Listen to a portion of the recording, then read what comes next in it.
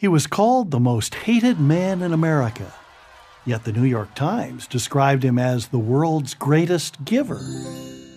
He was America's first billionaire, and he gave half of it away. He was the quintessential so-called robber baron of the Gilded Age. But he was probably more responsible than any other single individual for the creation of the American middle class and the development of America as a great industrial power. He lived in a splendid mansion, but was so worried about spoiling his children that he dressed them in hand-me-down clothes. Song lyrics were written about him, but he rarely went to social events.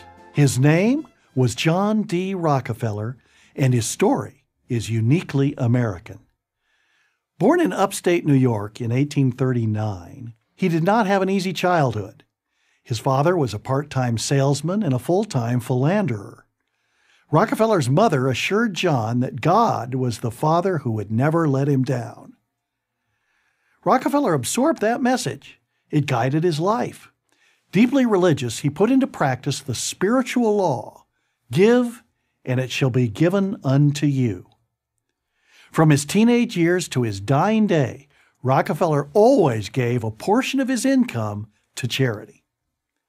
Rockefeller's special gift to the world was kerosene, cheap enough that anyone could buy it. Before the formation of his signature company, Standard Oil, people lit their homes with candles and heated them with coal or wood. The candles were dim and the coal was dirty. Rockefeller's affordable kerosene, processed crude oil, made the world brighter, warmer, cleaner, and better for everyone. "We must ever remember," Rockefeller wrote to one of his partners in 1885, "we are refining oil for the poor man, and he must have it cheap and good." Rockefeller loved the business of business. He attended to every detail, always with the same goal, saving the customer money. That he made so much of it himself was a byproduct. He was also scrupulously honest. His first partner, Maurice Clark, said, "If there was a cent due a customer, he wanted the customer to have it." Rockefeller displayed genius at getting creative ideas from his employees at Standard Oil. He paid them well and rarely had labor problems. He generously rewarded his chemists and engineers when they found new ways to get more kerosene out of a barrel of oil. Other oil refiners dumped oil waste into nearby rivers. That repulsed Rockefeller, who was perhaps the greatest environmentalist of his age.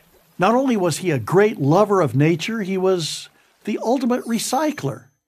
He believed there was a God-given use for every particle in a barrel of oil, and he was determined to find it. After the kerosene had been removed, Rockefeller's staff found uses for the remaining components. The gasoline as fuel, some of the tars for paving, and other byproducts to manufacture paint, varnish, and even anesthetics. It's hard to imagine that the automobile industry would have even come into existence without the availability of Rockefeller's cheap oil.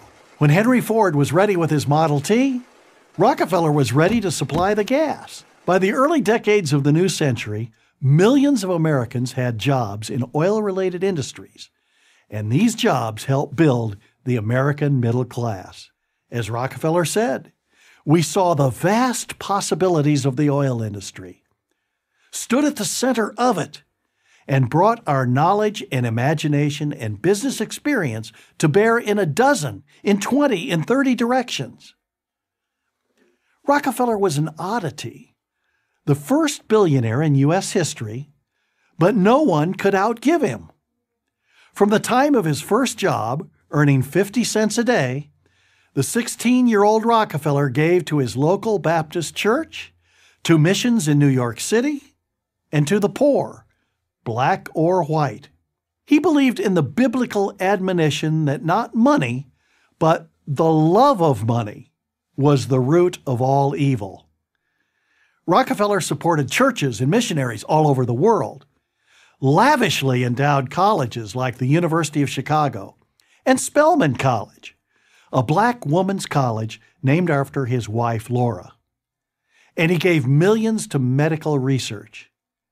Before he died in 1937, in his 98th year, he had given away about $550 million, which was more than any other American had ever possessed. So, if he did so much good during his life, why is he most commonly remembered today as the paradigm of a greedy capitalist? The answer to that question, I'm afraid, has much more to do with our educational system than with Rockefeller himself. Maybe it's time to take a fresh look at both. I'm Bert Folsom, professor of history at Hillsdale College for Prager University. To subscribe to our YouTube channel, click here. To help keep our videos free, donate here.